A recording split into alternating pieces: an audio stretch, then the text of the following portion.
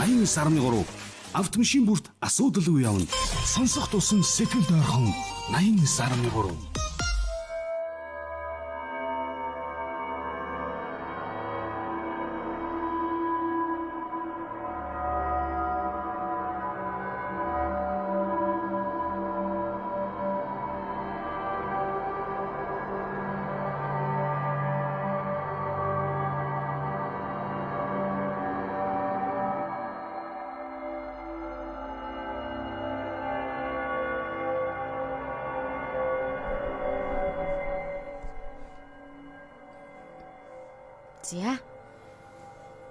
За та бүгдэд энэ өдрийн мэндийг хүргье.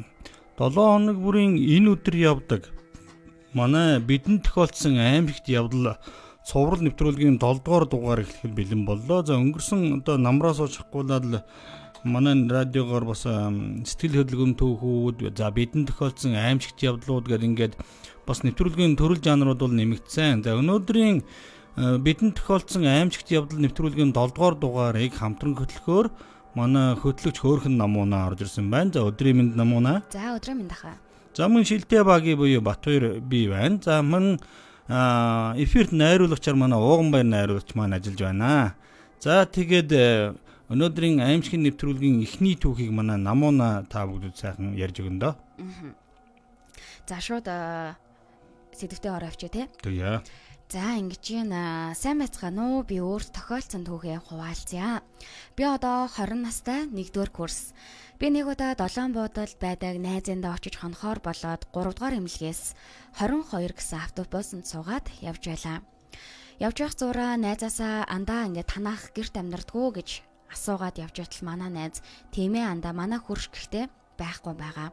Тэгээд найзандаа очиод найзад хоёр найзанд нь очиж 2 гоймон авсан байснаа идчихэд жоохон PUBG тоглож байгаад одоо найз хөршийнхнийг шалгачаад ирээгээд одоо их сайхан ханддаг юм аа. Тэгээд ингээд гэрэн шалгачаад ирья гэд ингээд гарсан. За тэгэхээр ингээд гар шалгахаар болоод ингээд гараад хартал ингээд бүх цонх нь онгорхой. За тэгээд бас хаалга нь онгорхой.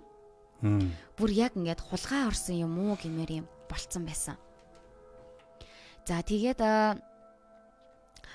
байшингийн тайруулаад ингээд харж ятал нэг том, нэг жижиг юм хөлний мөр байсан. За. Тэгээд найз бит хоёр одоо хөлийн мөрийг нь дагаж алхасаар байгаад нойлын хажууд очиод нойлыг онгойлгож үзэхээр болоод онгойлготол нэг доглон хүн хажуугаар маш хурдан гарах нь гараад ингээ гүйцэн. Тэгээ найз бит хоёр ингээ бүр шоконд ороод тэгээд ингээд гэрлүүгээ ороод найз хөршинх рүүгээ залгаад юу болсон талаараа хэлээд тэг хөршүүд нэрээд гайгүй болсон. Тэгэл одоо охтуудыг л айлгаж чинь шүү дээ тийм юм чинь тийм ээ. Одоо чамдл юм бол тэгэл бас л эвгүй үстэй тэгэл. Гэхдээ бас нь харагч доглон хүн тэг шүүд ингээд нүд ирэмхийн зургуугээд алга болсон гэхээр бас айгүй эвгүй агаад. Эвгүй. Тэгээд ороо одоо үчийн мөрөөр л бүр тавгуутан би бол одоо яг нэг л охтууд хүүхдүүд байтгаа манмиттэд ер нь бол сэтгэл зүйн хувьд бол эвгүй. Тийм шүү дээ. Тусан шүү дээ. Тийм. Одоо хэл сувгүй 0 дороо зогсож яах гэж хим итгэвтэй тэрэж чаддаг. За дараагийн түүх нь миний түүх байгаа юм. За хүүхдүүд янз бүрийн юм хардаг гэдэг нь үнэн юм шиг байгаамаа гэж байна. За манай хүү 3 настай байхдаа сонин юм их ярьдаг байлаа. Нэг удаа контейнер дотор угаалга хийгээд яг бүрий болох нүдэ гэж байтал хүү маань гэрээс гарч ирсэнэ. Контейнер дотор гүйж байснаа гэрээс гарч ирээд контейнер дотор гүйж байснаа ээжээ тэр буланд хин зогсож байгаа юм бэ гэж авд юм да. Би тухайн үедээ нэгч тоосонгүй. За юу ч байхгүй байна штэ гэдэл тэр хүнүү гэд байхаар нь бити тоо гэж хүүдээ хэллээ 3 настай. За ээж угаасаа нүдгүй юм байна тэ гэж хэлэхтэн л би сонирн болсон доо гэж хэлж байна. Дараа нь тэр контейнер руу явах за ороо үчийн цагаар тэр явзаа бүр орхосоо ч бүр айдаг болсон. За тэгээд ер нь бол ачаад тэгээ хүнд өгж явуулсан да тэр контейнерыг гэж байна. Аюугүй юм та тийм. Тэгээ 3 настай хүүхдүүд яг нэг бэлгийн нээлттэй байдаг. Тэгэл Айгүй одоо 3 настай тэнд нүдгүү хүн зогсож байгаа гэдэг одоо гачин болно үстэй. Тийм шүү дээ. Гэхдээ бас нөгөө нэг би бас ийм постод бол уншижсэн лээсэн л та одоо юу гэдэг бага насны хүүхдүүд одоо тий өмнөх амьдралаас л сандаг. За эсвэл ингээд ер нь ямар нэг юм ингэж хардаг. Гэдэг чи одоо нөгөө Монголын кино байдаг шүү дээ Улаан Балтаа гэдэг кино үзчихсэн та. Тэгээ тэр кинонд бас гардаг шүү дээ. Нөгөө өнгөрсөн амьдралд очичоод нөгөө гэрте очичоод энд ийм юм байдаг, тэнд тийм юм байдаг гэл ингээл гаргаад байдаг. Харин тийм. Би ер нь бол яг өөр төрлийн мэдрээгүй ч гэсэн ер нь бол айгүй олон тийм пост уншижсэн. Тэгээд тэр чинь нөгөө нэг одоо хүүхдийн дай хүргэхээр гайг болчтой юм шүү. Би бол тэгж ойлгоод идэв шүү. Ер нь тэг 3 хүрээл за нэг 5 хүртэл ч юм уу. Тэгэхээр тэрнээс хойшоо бол ерөнхийдөө тэр нэг урд насны амьдрал нь одоо мартагдах ч юм уу. Эсвэл одоо юу гэдгийг тэр нэг одоо бэлгийн мэлмийн хаагдах ч юм уу ямар нэгэн байдлаар гайгүй. Тэрнээс өмнө бол бас янз янз юм хараад байдаг гэж. Манай найз л да нилээн дээр үед одоо охин зөндөө том болцсон. Одоо бараг чиний үеийн охин байгаа бах. Тэр нь жоохон байхад нь манай хоёр ч нь одоо бас л өөртөө цэл залуул байж л да. Хоёр жоохон залуул одоо нийлээ. Тэгээд ундаасаа одоо хүүхдтэй болцсон. Охин ингээд нэг дөнгөж хөлд ороод яриа л одоо нэг 2 3 настай юм байсан юм шиг. Тэгсэн чинь нэг орой бүрийгээр ажлаа дараал гэртээ ирсэн чинь ээж тэр манай шкафн дээр эмээ суугаад байна гэдгсэн гэлээ. Одоо гэрийнх шкафн дээр одоо орон сууцны үүдний шкафн дээр. Тэг ингээ харахаар юм байдгүй. Тэгээ одоо энэ яагаад байгаа юм болоо гэд ингээд. Тэгсэн чинь яг төд дуудлаггүй байжсэн чинь хөдөөнөөс дуудлага ирээд эмээгийн чинь би юм уу байна нин яралтай ирээ гэд тэгсэн. Тэгээд яг ингээл яваал очиход бол эмээ нь бол яг одоо нүд анаа бурхны оронд явсан байсан. Тэгээд тэр манай найз ярьж байгаа хөө тэр манай охин бол тэгэхэд стол нэг 3 орчим настай л байсан. Яалтчгүй тэр үүдний шкафн дээр эмээ сууж байгаа гэдгийг хэлсэн юм аа. Тэгээд би тэд бас жаахан эвгүүцэдсэн. Тэгэхэд яг л тэгэхээр л манай эмээ баг одоо бодвол одоо нэг яг амжиглаа татхын өмнө л одоо хүүхдүүдээ харъя барьж гэдэг юм уу тийм л юм бодсон юм шиг тий. Нэг эргэсэн юм шиг байна. Тэгээд тэрийг бол охин л харсан байгаа байхгүй юу? Ийм юм болж исэн юм да. За дараагийнх нь болохоор миний түүх байгаа. За энэ дээр болохоор ингэж байна. Анхаарал болгоомж илүүдэхгүй байхаа гэсэн юм үүднээс би энэ постыг бичлээ гэд тэгж байна. За намайг 2 дугаар курст байхад болсон явдал. Тухайн үед хичээл дөнгөж орж ирсэн гадуур хөл хөдөлгөөн ихтэй үе байж үлээ. Үүнээс хойш хичээлээ тарчаад талбайгаас 120 орох гээд явж байтал тухайн үед чихвчээрээ дуу сонсоод Төв номын сангийн автобусны буудлын дээр явж байсан юм. Өөдөөс нэг танихгүй ах энийгээд намайг чиглээд алхаад л байлаа. Би ч дотроо миний ард таньдаг хүн нь явж байгаа юм байлгүй дээ гэд хажуугаар нь зөрөөд явах гэтэл намайг тэрвэрэд авсан. Би яаж яна намайг тавиачаа гэд ингээ ойрлж гарлаа. Жижигхэн биетэйгч хэлэх үү тэр ахын гарнаас мултарч чадахгүйсэн. 2 гарыг минь дараад тэрвэрчихсэн байсан. Автобусны буудлын дээр зөндөө хүн байсан ч хинэн ч надад туслаагүй. Тэгээд гэтэл хаанаас ч машин гарч ирээд тэр ах намайг тийшээ оруулах гэж чирээд эхэлсэн. Хөөе, хүмүүсийн нүдэн дээр. Тийм. Ямар амир юм. За би ч машинд суувал тэгээд бүх зүйл дуусна гэдгийг мэдэж байсан учраас цүнхний хажуу талын карманд байсан усны төмөр саваа арай хийж аваад ахын хавирга руу цохиж гарсан. Тэгсэн ёо ил гэд гараа тавьсандаа би шууд хамаг хурдаараа тэр газраас цогтаасан. Хүмүүсийн нүдэн дээр хулгайлах нэ. Тийм. За тэгээд одоо юу гэх гээд байгаа вэ гэхээр ганцаараа олонний газар явж байсан ч анхаарал болгоомжтой явж байгаарэ. Яг ганцаараа анхааралгүй явж байгаа хүмүүсийг л бай болгодог юм байлээ шүү. Яг үнэндээ аз таарвал хүмүүс туслана. Гэхдээ тэр үед хинч надад туслаагүй автобусны буудлын дээр зөндөө хүмүүс хараад зогсож исэн. Тэгээд таньдаг хүмүүс хоорондоо бие бинийгээ тоглож яах гэж бодсон байх л та. Тэгтээ миний бодлоор үгүй хаа. Одоо энэ охин ч юм болохоор ингэж байгаа сте. Орилоод ингээд орилж гарсан ингээ намайг тавиачаа гэд ингээ орилж гарсан гэдэг байгаа байхгүй. Тэгэхээр тэгэрийг ингээд сонсож байгаа хүмүүс байсан ч гэсэндээ ингээд туслаагүй ингээд тэ нөгөө нэг харсан ч хараагүй юм шиг өнгөрсөн юм шиг. За ер нь чи чинь жижигхэн биетэй болгоомжтой байхгүй. Нэрэл нэг том амтын ингээд 2 бие гараа чинь дараал атгаал нэг нь машин руу аваад орвол бас л орхоор шүү дээ. Нэрэн тоглоомгүй. Тийм ээ тийм. Ер нь бас болгоомжтой явж байхгүй залуучуудаа одоо бүгдээрэнд нь гэж хэлэхэд стол юу. Би бас нэг зүйлийг хийжсэн. Хятадууд Бээжинд бид нар явж байхад ингээд хүмүүсээс одоо бид нар чинь ингээд гадны одоо жуулчд байгаа шүү дээ Бээжин явж байхад. Тэгээд хятадууд Бээжинд явж байхад хятадуудаас нь ингээд зам ам дэлгүүр мэлгүүр асуухаар ерөөс хариулгүй ингээд гараараа ингэж тойроод яваад байдаг байхгүй юу? Тойроо явчихдаг. Ер нь тэгээд байдаг байсан юм. За сүүлийн үед арай гайгүй болж байгаа юм болов уу гэж бодсон. Тэгээ би яагаад ингэж эдэм бэ гэдэг өвөр Монгол одоо нэг тухайн үеийн өвөр Монгол орчуулагчаас асуусан байхгүй юу? Тэгсэн чинь ахаа юу манад яг ингэж зам асууж байгаа ч юм дэлгүүр хөшөө асууж байгаа юм болж хүнийг хулгайлах явдал маш их гардаг юм аа гэж. Тэгээ яад ингэнэ. Одоо ингээд зам асуун штэ. Одоо чи ингээд толгоогоо ингээд нааж ирэл бие наагаал чамаас юм асуун штэ. Тэнгүүтээ гэсгээд ингээд цацлаг цацчихдаг юм л. Тэгээд муужрах хооронд нь нөгөө хүний чи ингээд яах ингээд дөнгөт хооронд нь машин ирээл суулгаал ингээд аваа. Ямар амар юм. Тэгээ энэ өр Монгол залуу надад тэгчихсэн.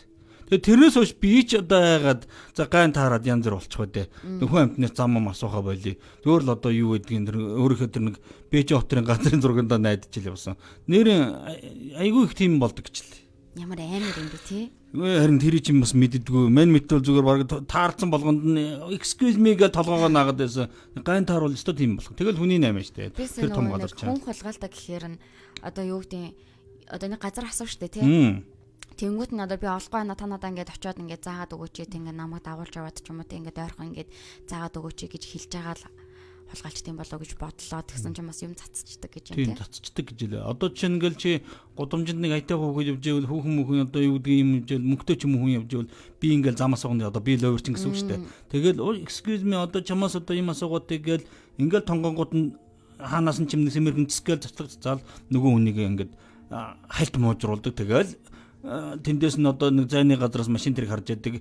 Яг ингээл сугдаж аваад тэгэл нөгөө юу ч удаагүй юм шиг ингээл тэгээд баг. Ямар амар юм бэ? Ийм л юм болдгийн гэсэн шүү. Өр Монгол надад тэгж хэлсэн шүү дээ. Ширнэн гээд нэртэй нэг өр Монгол залуусаа ахаа та хамаагүй толгоогоо наалдуулж болохгүй гэсэн шүү.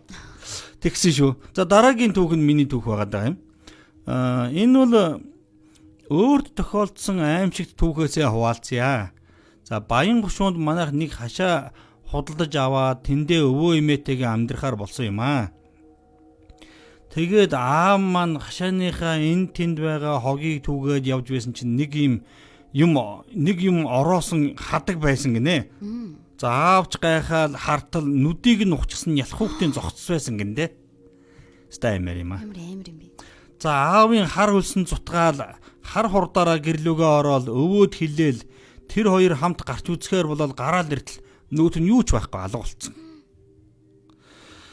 Өвөөч аавд итгэсэнгүй тухай үедээ. За аав болохоор яалтчгүй л харсан юм да гэж жичрээл одоо жичирсээр тэгэл одоо яг нүүдэл суудалдаа ядраал тухайн юмда одоо хүн болгон одоо үгүйсгээд байгаа чи аавч гэсэн за би одоо тухайн үедээ хийм харсан байх та гэж хэлээл өнгөрсөн гэж.